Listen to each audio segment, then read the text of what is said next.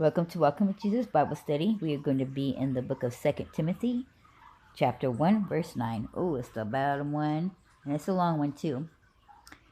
Who hath saved us and called us with an holy calling, not according to our works, but according to his own purpose and grace, which was given us in Christ Jesus before the world began. And I'm going to repeat that. Who hath saved us and called us with a holy calling, not according to our works, but according to his own purpose and grace, which was given us in Christ Jesus before the world began. Sometimes it is impossible for us to understand God's divine plan.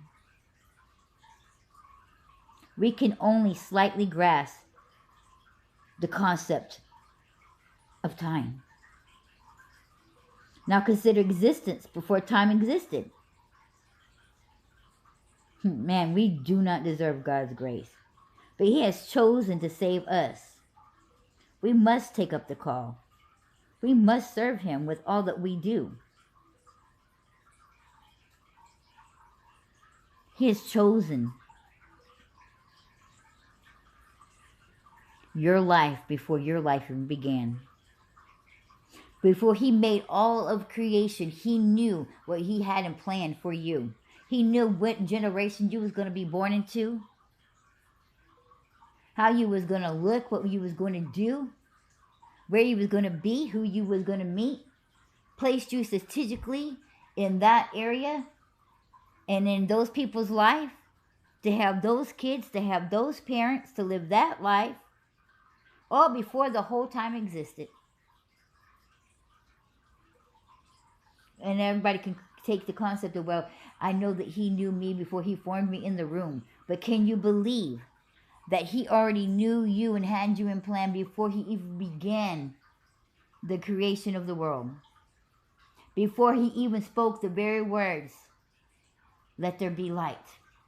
And there was light. Well, how can that be? Well, I'm not just going by just a verse where it says, yes, he knew who you was before he formed you in the room. But proof that he knew that he was going to do the things and build the things and create the things all before he did them, all before it all began, is proof in the hidden things inside the Bible. The people he named and the reason why they're named their names. The reason why they was born in the era they was born. The meaning of the names of the era they was born.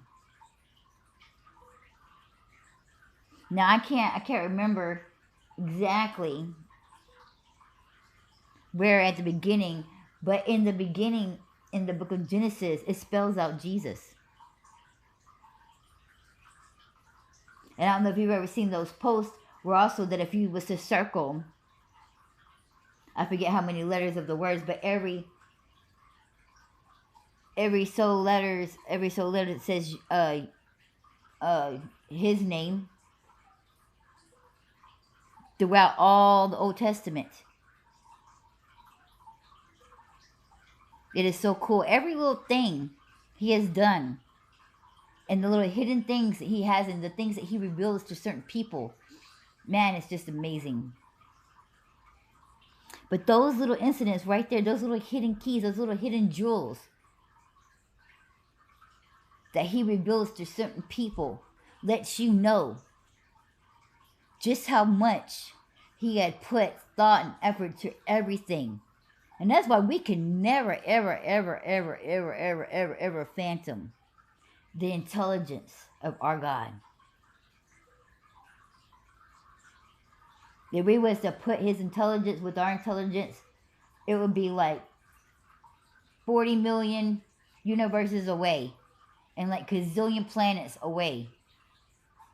That's how much. That's where our knowledge is and where his knowledge is. That far off, because that's how much we can't even phantom. But we'll be able to understand and know. He'll be forever to infinity and beyond. When we're up in heaven, to sit in awe and amazement every day, listening to his wisdom. We would never get tired of it. And this goes on and on and on and on. Because there's so much, that much intelligence on him that we would never be able to even catch up to his existence and intelligence.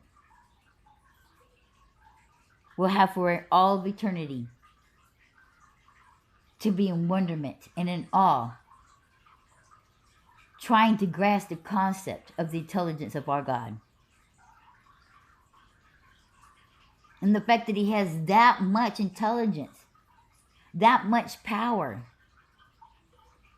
that much rank, and he cares about us. We are but little tiny ants to him, but yet he cares enough for each one of us individually, that he pays attention to us. He hears us. He listens to us.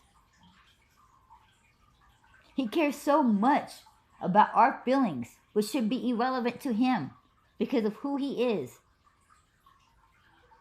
that even him himself has put himself in human form to feel our pain and to know our pain and to show you that he cares. He knows what it's like to suffer. He suffered with us. He's still suffering with us when he hears our cries.